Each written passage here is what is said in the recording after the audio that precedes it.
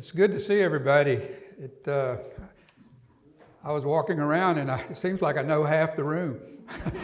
I served almost 25 years after a 28-year career in the United States Army in Louisiana and Arizona state government. So I know a lot of people in here. So if I screw up, well, you've seen it before. So, but I'm really excited to be here. I am native. I'm Choctaw. My mother is 100% Choctaw, born on the reservation in Mississippi, Philadelphia. My father is English. They're both gone now. My dad was a World War II veteran, and I think that's one reason I joined the Army right out of high school. Didn't realize there was a war going on. I joined as a private. I joined the infantry. I went airborne. I did everything that you shouldn't do. And I wound up in the jungles of Vietnam for 2 years and with the 1st Cavalry Division in heavy, heavy combat. I survived Tet Offense and came home, took a break from the Army, went back to college, got my degree in political science and foreign languages. And then I went back in the Army as a lieutenant and served our country for almost 28 years. But I'm really excited about being here this evening. I love our state. I was born and raised in Tallulah, Louisiana. You ever heard of Tallulah? It's still there. They're still farming. My dad farmed. And my brothers and sisters, my parents are buried there. And so my relationship with our state goes back many years. But Opia Achukma in Choctaw, that means good evening. You want to try that? Opia Chukma. Opia Achukma. That means good evening in Choctaw. My talk this evening is going to be about the Native American tribes of Louisiana, survival, sovereignty, and what I call the unfinished story.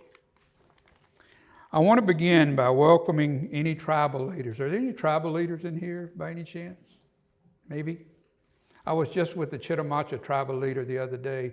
She said she was going to try to come, but I guess maybe she couldn't.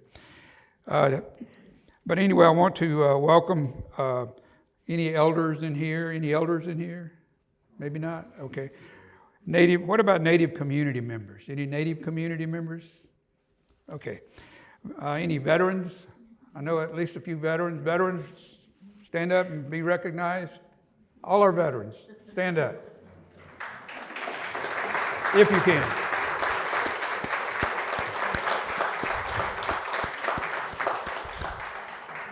I want to welcome educators, historians, and government officials. You know, it's not often that all of these voices are present in the same room like we are this evening, and that alone makes tonight meaningful. We're gathered on indigenous land, shaped, governed, and sustained by Native people long before parish lines, state borders, or legal systems existed. This knowledge is not symbolic. It is historical and ongoing. For Native people here, much of what I will share reflects lived experience and community memory. For government officials and non-Native participants, this lecture is an invitation. I invite you to listen carefully, to place policy inside history, and to understand why recognition and sovereignty matter in real human terms.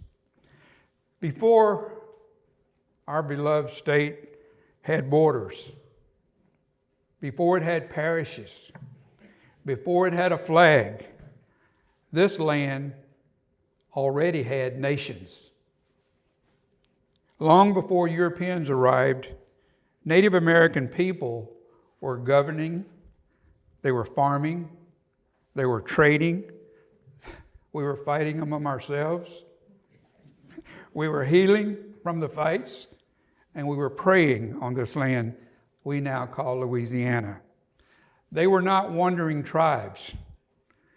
They were established nations with laws. They were not heathen. They had their own religion. They had territories, diplomacy, and a deep spiritual relationship to the land and water of our state. So tonight, ladies and gentlemen, I want to make something clear from the very beginning. Native people of Louisiana did not disappear. They survived. They are still here. They are all around us throughout the state. This lecture is not only about history, it is about continuity, and it is about resilience, and it is about why Native nations in Louisiana still matter politically, culturally, and morally today. Many of you probably have traces of Native American blood flowing through your veins. And that's good. You know, before European contact, Louisiana was one of the most densely populated Native regions in all of North America. There were thousands and thousands of Native Americans roaming this state. Archaeological and oral histories tell us that tribes along the Mississippi River, coastal marshes, bayous, and pine forests in the northwestern part of the state lived in complex societies. Prior to the arrival of Europeans, Native people lived in mound-building cultures, such as the Tunica, Biloxi, and Marksville, which later influenced tribes like the Natchez. Native nations here practiced advanced agriculture. They grew corn.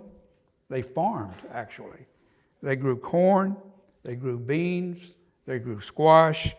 They had trade networks stretching hundreds of miles from the Rio Grande Valley to Michigan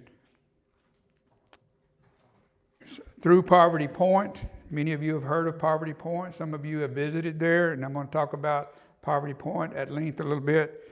And they would barter for goods. They would trade their wares.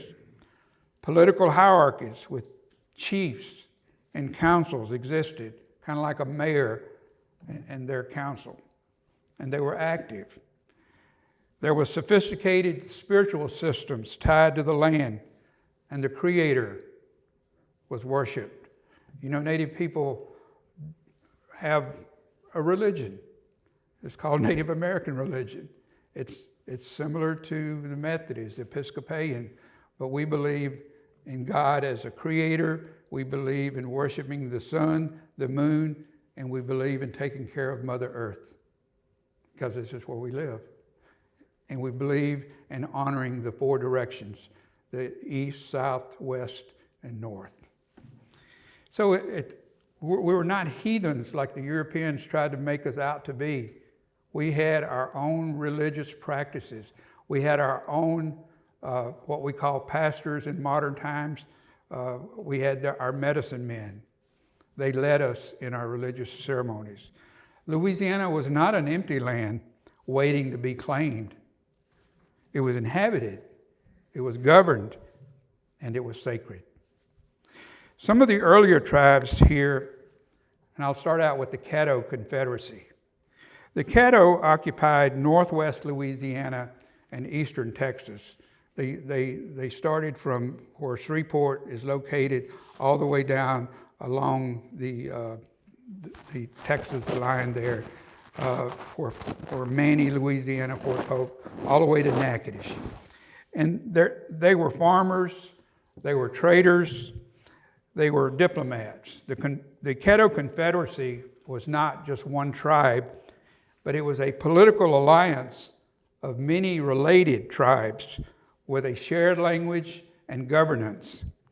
They self-relocated to Oklahoma in 1836 during the Trail of Tears, when President Jackson moved the Cherokee, the Choctaw, the Creek, the Chickasaw, and the other tribe is in Florida, one other tribe, the Seminole.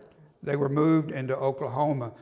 The Caddo decided, instead of going through the rigmarole and the fights and dealing with the federal government, they decided to just move themselves into Oklahoma. And they exist today in Oklahoma as a modern tribal nation. But descendants of that tribe still live around Natchitoches. Bet you didn't know that, did you? But you do now. Got to have a little fun. Their towns were stable, permanent settlements, and their trade routes connected Louisiana to the Great Plains and the Mississippi Valley.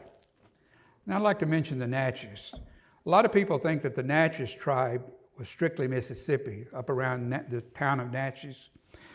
That's true to some effect, but they also spilled over into Louisiana, eastern Louisiana. They are best known for their Sun King political system, a hereditary ruling class tied to spiritual authority. The Natchez were a powerful tribe. They were a huge tribe. And that power, unfortunately, brought conflict. After resisting French colonial rule, they were nearly destroyed in the 1700s through warfare, slavery, and forced removal.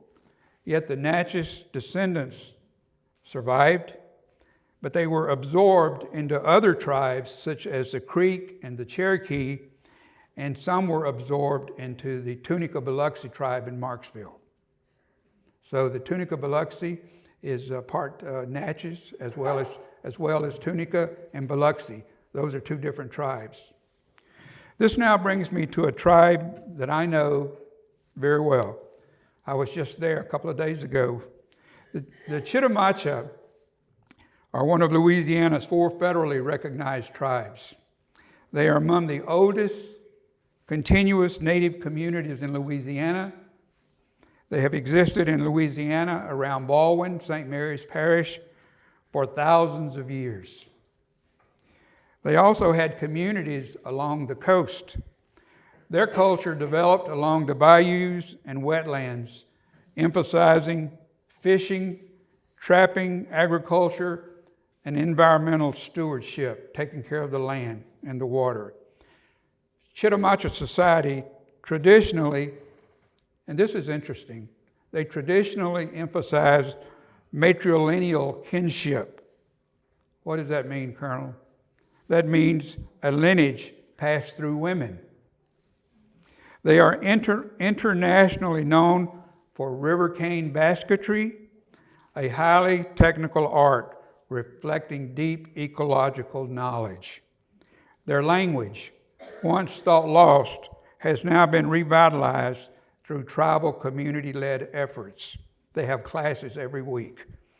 Despite disease, forced assimilation, and land loss, the Chitimacha endured and are today a sovereign, federally recognized tribe, maintaining language revitalization and cultural programs. Women still have leadership roles in the tribe even today. As a matter of fact, as I mentioned earlier, I was just there visiting with the tribal leader. Her name is Melissa Darden. And for the first time in the history of the tribe, the entire council is women. You don't mess with that tribe. Guys, the Tunica-Biloxi. The Tunica-Biloxi people migrated into Louisiana after European contact, eventually settling near present-day Avoyelles in Marksville. They survived epidemics, they survived wars and displacement by strategic adaptation, alliances, intermarriage, and persistence. Today, they remain federally recognized, and I'm going to talk about the difference between federal and state recognition in a little bit. But they have strong cultural preservation efforts. The Tunica-Biloxi represented a confederated survival history, which was shaped by migration, alliance, and being able to adapt. The Tunica and Biloxi people regrouped, they merged communities, and preserved ceremonial lives.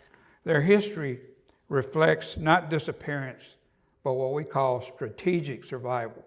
In other words, the Tunica is the Biloxi, is the Natchez. Are you with me? There's three people, but now they're called Tunica Biloxi. Okay, a little bit about my people. Gina Band of Choctaws from Gina, Louisiana. The Gina Band of Choctaw Indians is federally recognized as well. They're a small group. The Gina Band descends from Choctaw families who remained in Louisiana rather than being forcibly removed west during the Trail of Tears. There was a lot of woods. There was one cavalryman for every 100 families. So they got tired and just hid in the woods. And when the cavalry went by,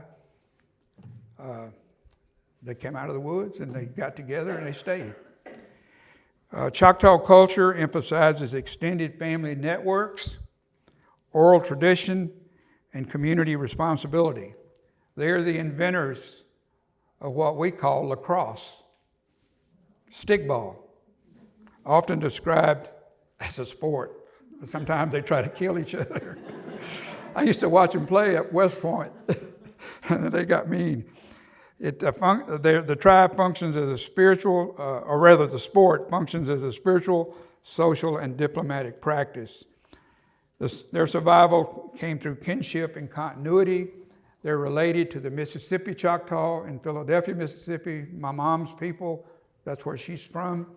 And they're related to my cousins over in Oklahoma, the Oklahoma Choctaw, which, by the way, is the second largest tribe in the nation, behind the Cherokee and the Navajo.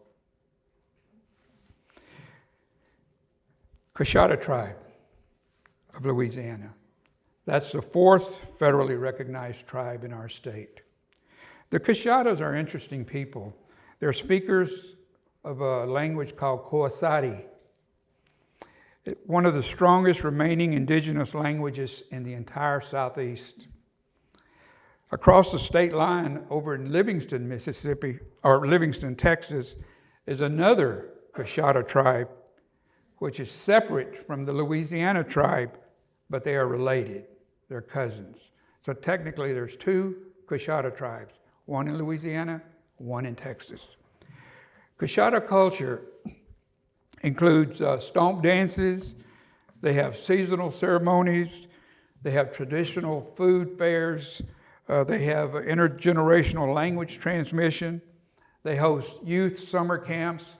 My daughters, I have twin daughters, it was mentioned, my daughters used to attend summer camp there, and they learned how to do all the dances, the Native American dances, like the deer dance and so forth.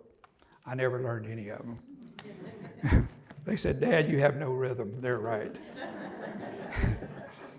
I know how to war dance. They operate one of the most comprehensive tribal governments in the region. All four of those tribes have, because they are federally recognized, have a relationship, a nation-to-nation relationship with the federal government. They're authorized casinos, which they negotiate with the state through compact agreements. And I'm not going to go into all that because that's a whole hour of discussion. But I want to talk a little bit about a place where I grew up near Tallulah. It's over by Delhi in Epps in West Carroll Parish. Long before any of these tribes encountered Europeans, indigenous civilization flourished in our state. Poverty Point, a world-class heritage site, just like Machu Picchu, some of those other sites, was located in Epps, West Carroll Parish, and it was constructed between, and listen to this, I find this amazing, Poverty Point was constructed between 1700 and 1100 before Christ. Been here a long time. The site, and this is another thing that amazes me, the site consists of massive earthen ridges and mounds built without metal tools, no draft animals, or wheeled transport. Its builders organized labor across generations and maintained trade networks that stretched from the Great Lakes in Michigan all the way south to the Gulf of Mexico. Thousands of people would come to Delhi, Louisiana, Native people across the nation to trade, barter, and enjoy time spent together. That is amazing. Poverty Point proves that indigenous people in Louisiana were engineers, they were planners, and regional leaders. This site alone dismantles the myth that Native societies were simple, ignorant, or temporary. They were none of that.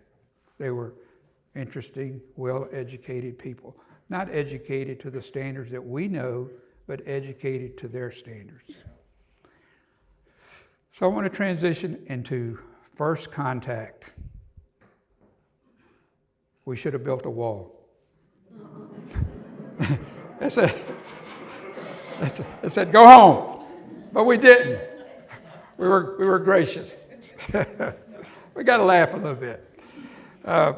Hernando de Soto, an epidemic collapse. In the 1540s, Spanish explorer Hernando de Soto traveled through the southeastern interior, came up the Mississippi, actually looked up on the ridge over by where Southern University is at, and saw a pole. And he was painted red with the blood of animals. That was the boundary between the tribes, the Homa and another tribe that hunted in that area.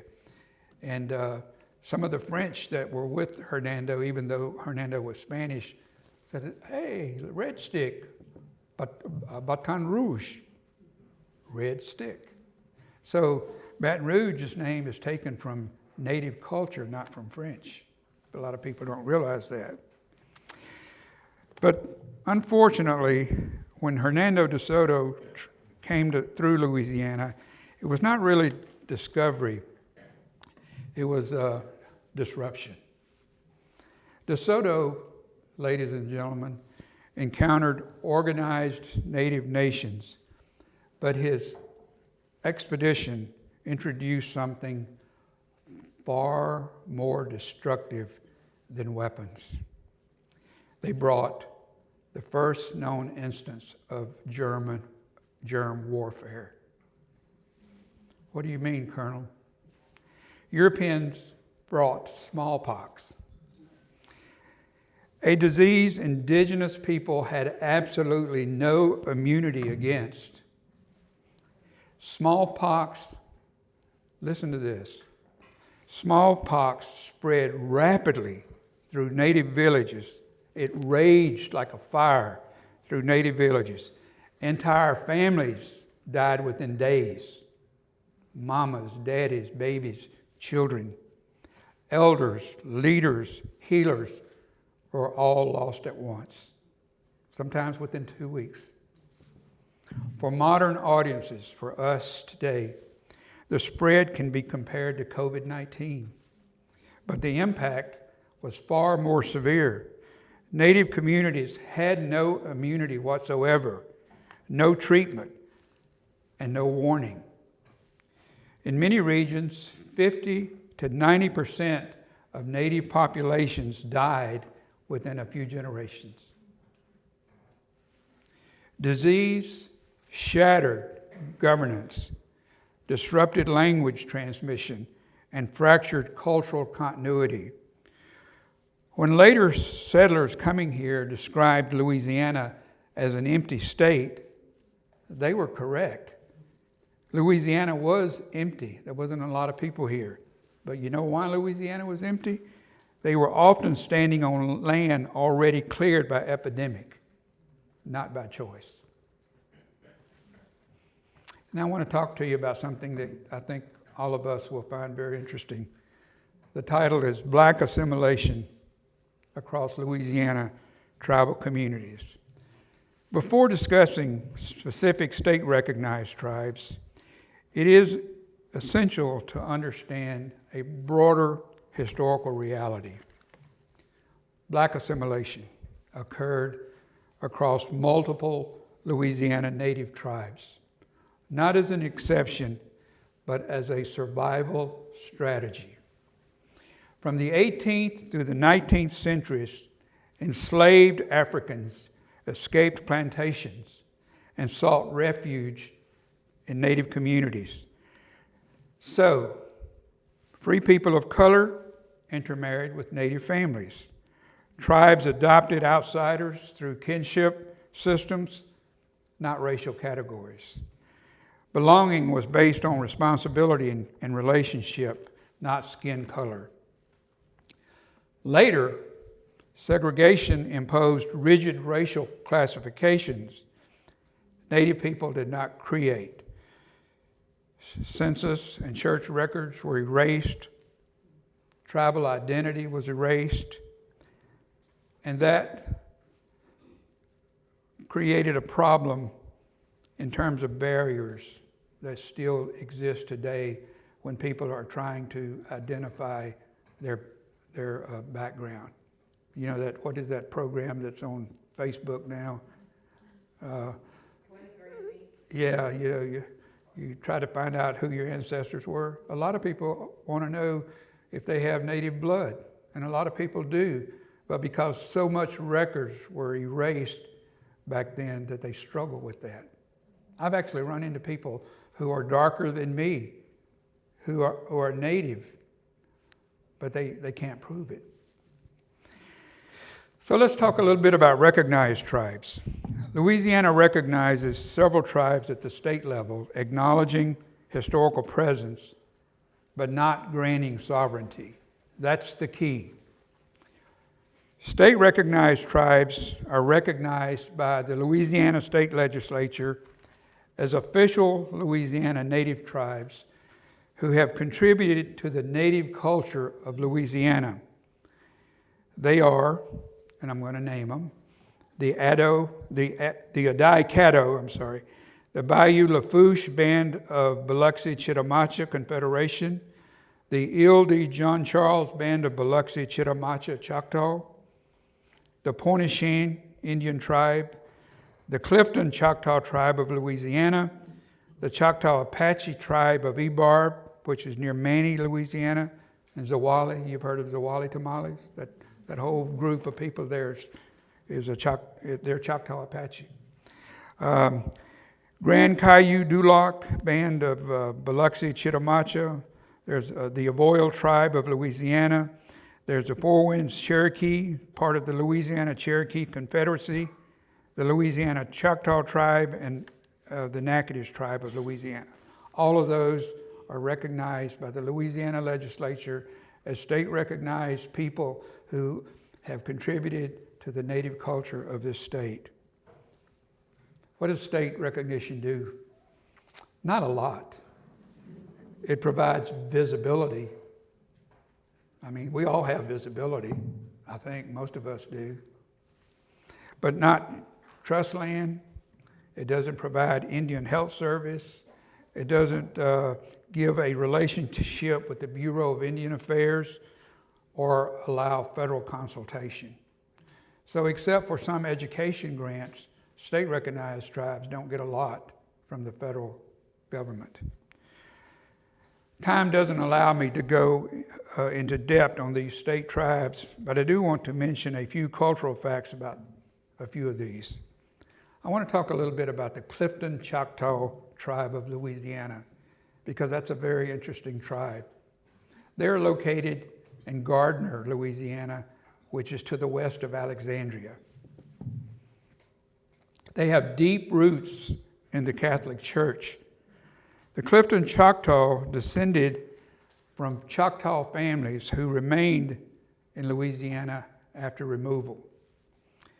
In order to survive, the community incorporated African-descended people through marriage, adoption, and shared survival. And like the Tunica, they share a rich Native American and African culture. They're still there in Gardner. A lot of people don't even know that. There's a whole tribe of Choctaw, Clifton Choctaw people there. Later segregation era systems reclassified families, unfortunately, as black or colored. Records replaced identity, yet the community endured and still endures. And I haven't been in Indian affairs for a while, but as far as I know, they're doing well. Now, I want to talk about a tribe that's historically, that were historically along the coast. It's called, and I'm not very good at French, it's called the Ile de Jean-Charles tribe. It's a unique tribe because of a climate situation that happened to them. The Ile de Jean-Charles tribal community lost over 90% of its land due to coastal erosion. All but a few acres of their original 5,000 acres of land went underwater due to ocean rising, due to climate change.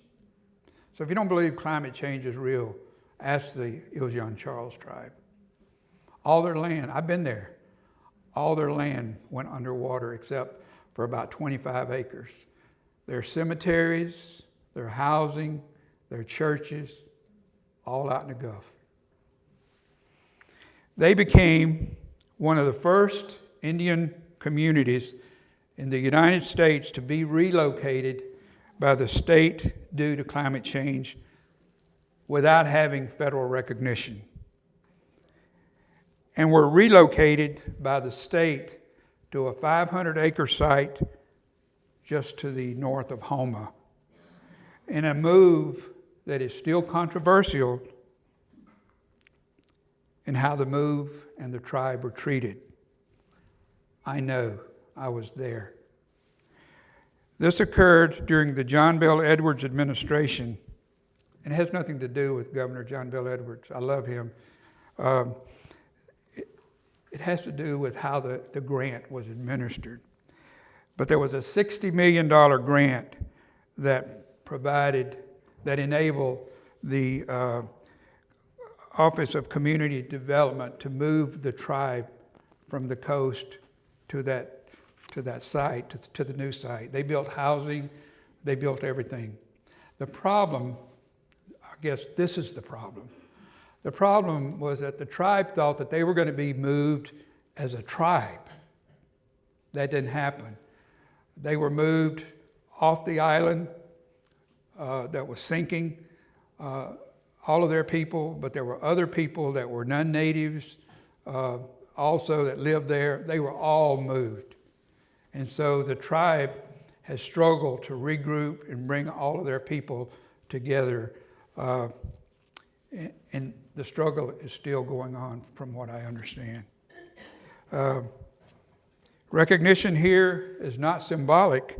It determines who is protected when land disappears, and was one of two villages in the United States that was relocated.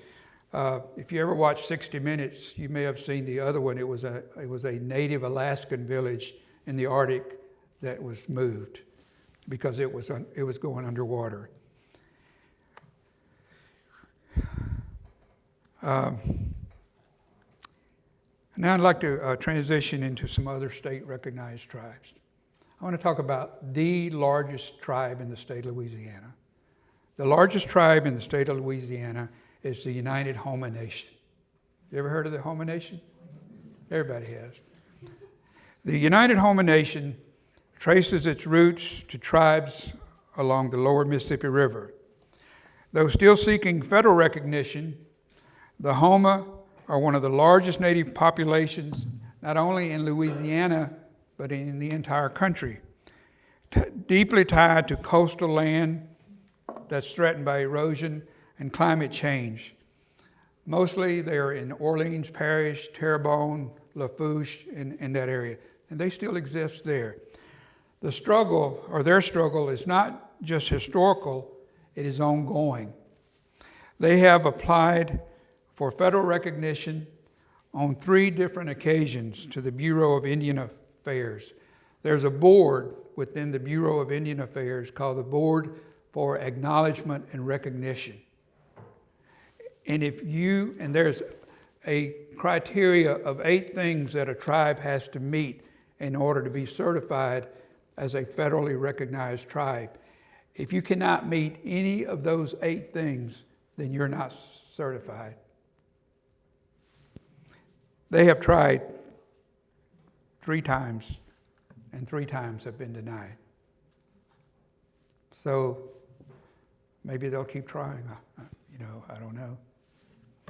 I used to know the tribal leader, Brenda Dardar, but I haven't seen her in a long time.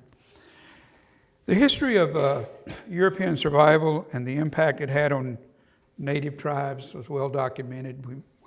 We mentioned some of the issues earlier.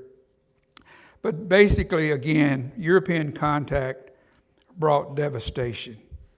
We mentioned that disease alone wiped out entire villages, but also colonial governments imposed forced labor. They enslaved native people. They tried religious conversion, especially the Catholic Church. And nothing against the Catholic Church. I'm a believer in the Catholic religion. But the Catholic Church was not nice to native people. They thought we were heathen and that we had to be saved. We, in fact, thought they were heathen and they needed to be saved. Didn't work out that way. Louisiana tribes were also, unfortunately, caught between not only the French, but we were caught between the Spanish, the British, and later American control, because during that whole time the Louisiana Purchase was taking place. One day you were French, the next day you were Spanish, the next day you were British, the next day you were American. For example, if you look at the Choctaw Apache tribe of Manny over there in Ebarb, they've been there for thousands of years. And so you say, well, Colonel, how did the Choctaw and the Apache come to Louisiana?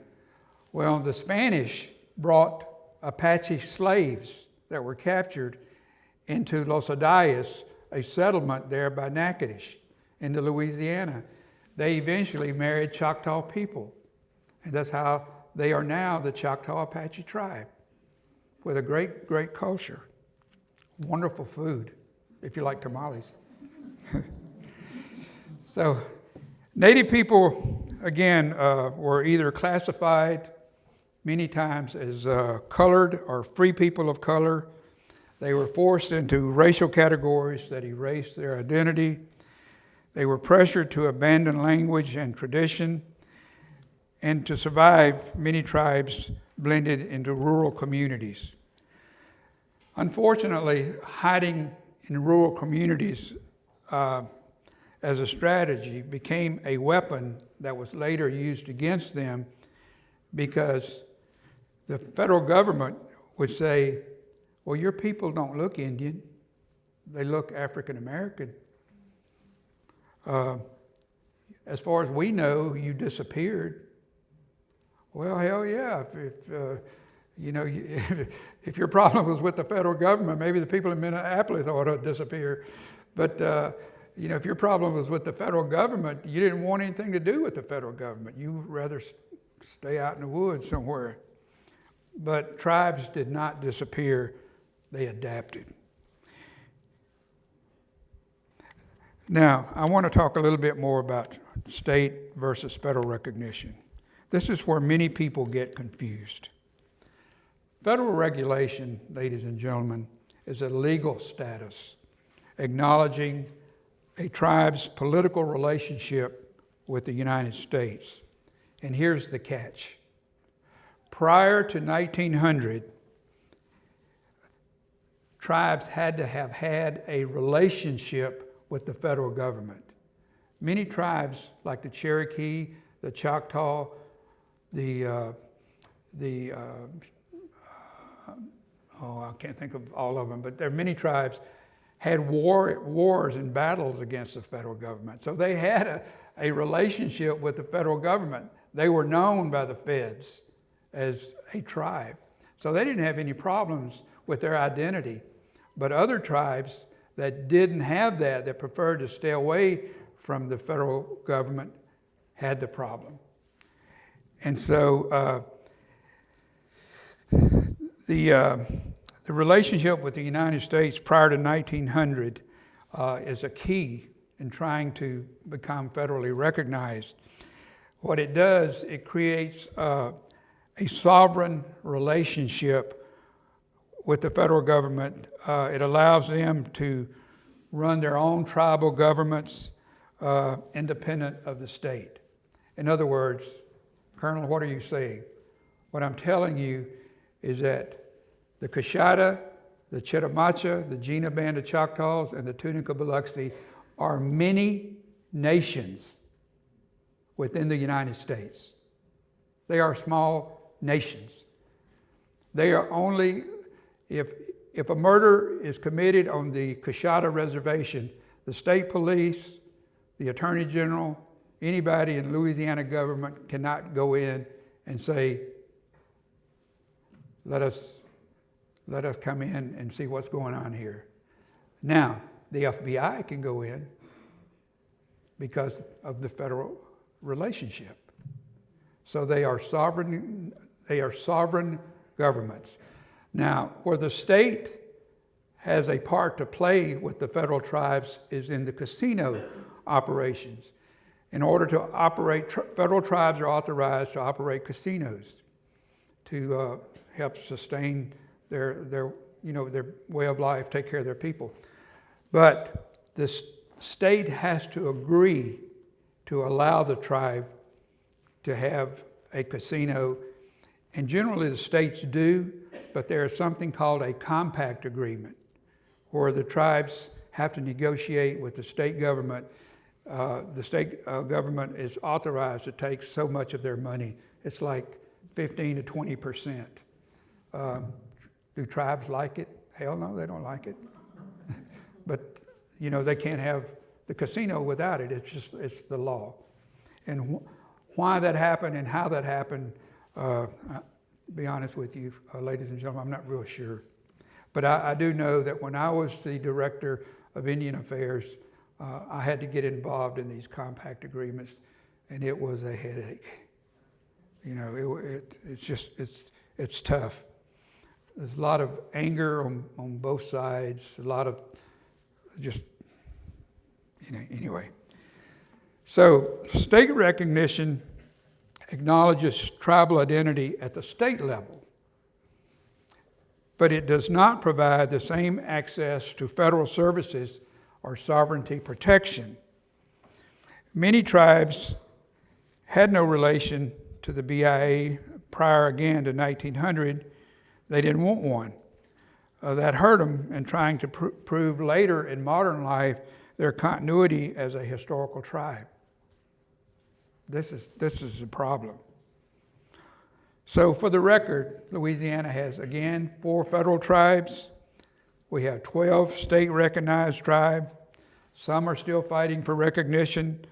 Others will remain state-recognized probably forever. The key point is that recognition is not about race. It is about political continuity, community, and survival under impossible circumstances. Now, many Louisiana tribes lack federal recognition not because they're illegitimate, and I want you to understand that. So when you run into the Houma Nation, or you run into people that say that they belong to Choctaw Apache of Ebarb, and they tell you that they are Native Americans, they are Native Americans. They are as Native as I am. I come from a federal tribe. They are as brown as I am, their skin color. They are legitimate Native people. But because of colonial systems, erased records, displaced communities, and punished visibility, they will probably never be federally recognized. And that's a sad thing. Now I want to get into the modern era. Today, Louisiana tribes are doing great things. They are revitalizing languages. They are teaching youth cultural traditions. They are defending land and water, and they are fighting for political recognition. The same things that you and I worry about and want for our people. They are educators, they are veterans, they are fishermen, they are lawyers, they are artists, and they are leaders. They are also confronting, here in Louisiana especially, coastal erosion. We have a big problem, as you all know, we all know. Oil and gas pollution is rampant throughout our state. They deal with that. Climate displacement, continued misrepresentation. Native history in Louisiana is not over. It is unfolding right now. So why does this history matter? Well, this history matters because we, as a Louisiana people, cannot understand our state. We cannot understand Louisiana without understanding Native people who were here before us. We cannot talk about land without acknowledging who it was taken from. And we cannot address climate justice without listening to Native voices. Because Native people, more than any other people, are tied to the land. Native nations are not a footnote. They are foundational.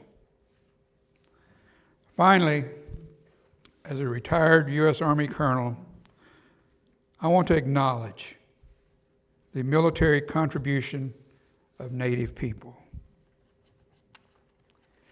Native people serve in the United States military at higher rates than any other demographic group comparable to their size. Most of them are Marines. Most of them are infantry, Army artillery, armored cavalry, like the colonel here. And they're warriors. They come from a warrior tradition. As long as Native Americans can fight, no Chinese or Russian will ever set foot in America. The first Native American code talkers were Choctaw soldiers, my people, during World War I, who used the Choctaw language to secure battlefield communications. It was during World War II, there was a Marine colonel who was stationed, they were doing maneuvers on the Navajo reservation, when we started getting complaints that the Japanese were breaking our code.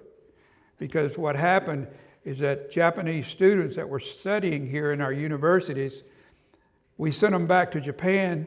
Japan put them in the Army, and guess what? They were able to break our codes because they knew English. They knew our language. So we said, we got a problem. We're getting people killed for nothing. So the colonel remembered that. He said, hey, the Choctaw had code talkers in World War I. I wonder if we could do that in World War II with the Navajo. So the Navajo developed their own code language. There was a movie about that. Some of you may have seen that, called Wind Talkers or something like that. Anyway, it was a total success. The Japanese were defeated in the Pacific to a large part because of the efforts of the Navajo code talkers.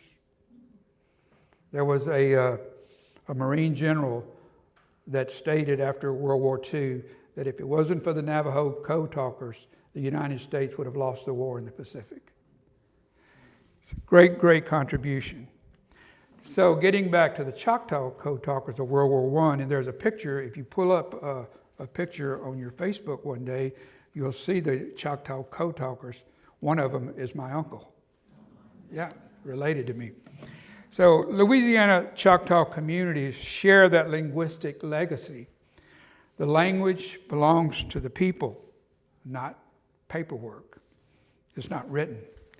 In World War II, as I mentioned again, it was the Navajo code talkers, but other tribes like the Sioux, just hundreds of tribes donated code talkers to the Army in Europe. And their work was recognized a few years ago when Congress gave all of them the gold medal. But many Louisiana Native American veterans also fought in Korea. They fought like myself, the colonel here, in Vietnam. They fought in Iraq. They fought in Afghanistan. My 3 sons, I have 3 sons and 2 daughters. My 3 sons are Choctaw warriors. My oldest son was in the initial invasion of Iraq. His unit, 1st Armored Division, fought from Kuwait all the way into downtown Baghdad. He retired after 22 years, said, "Dad, I'm not going to worry about a job. I'm going to go back to LSU." He had started at LSU as a freshman 22 years earlier. This past December, he got his bachelor's degree. And Dad didn't have to pay for it. I thought that was great. My youngest son fought in Afghanistan. He came back home. He went to school. He's now a registered nurse. He's married to a registered nurse who works for the VA. And my youngest son, I'm really proud of him. He is a nationally known rock and roll singer as well. He's got records, albums all over Facebook. But the reason I'm telling you this is because suicide is really a big thing among our veterans. The rate of suicide on reservations is the highest in the country, the highest in the nation. I'm owner of a veterans rehab facility in New Iberia. We have a 24-bed facility. We treat veterans every day who are struggling. And my youngest son was in a lot of combat in Afghanistan.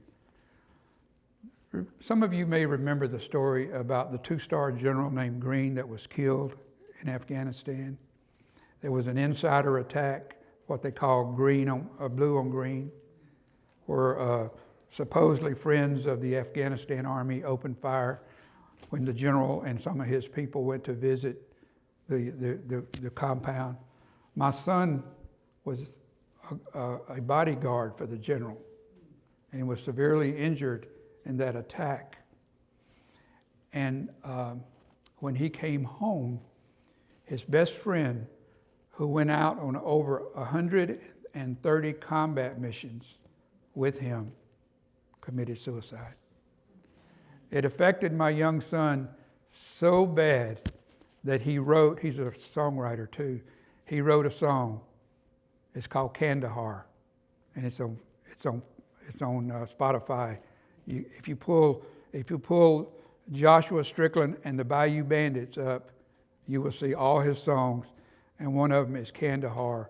And he always talks about, at every concert, he says, "This is dedicated to my best friend who lost his struggle with Afghanistan." I just wanted to share that with you. So I'm proud of my people. They are great warriors, and they will do anything because of their love for our country. Even though they weren't treated very well, they will fight for this country, just as I fought for this country.